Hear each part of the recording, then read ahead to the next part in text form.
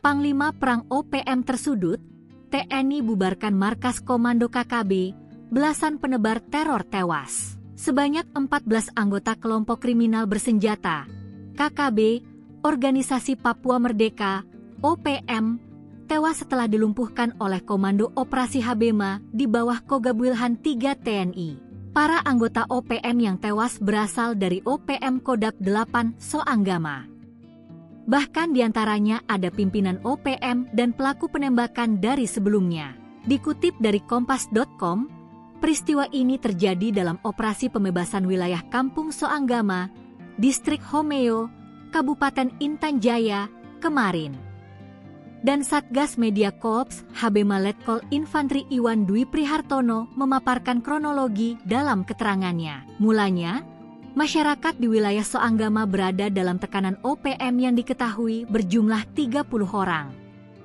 Puluhan anggota OPM itu disebut telah lama menguasai kampung tersebut.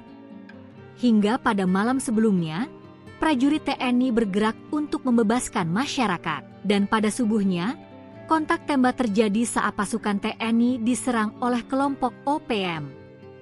TNI dengan tegas akhirnya melepaskan tembakan sesuai prosedur.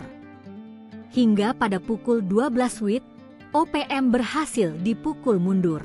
Sebanyak 14 OPM tewas, diantaranya pimpinan dan pelaku penembakan sebelumnya, yakni Agus Kogoya, yang diketahui merupakan Panglima Perang OPM, menjabat sebagai staf operasi Kodap 8 Soanggama. Dari hasil penindakan tersebut, TNI berhasil menguasai dan merebut markas besar Kodap 8 Soanggama pimpinan Undius Kogoya.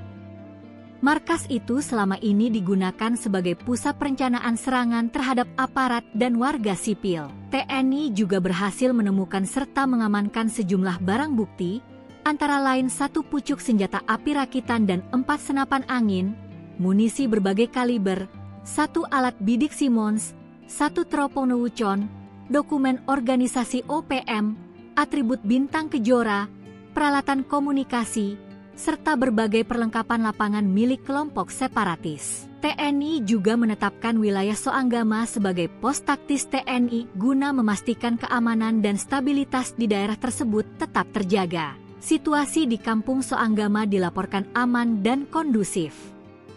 Kepala Desa Soanggama memastikan semua korban tewas merupakan anggota kelompok bersenjata.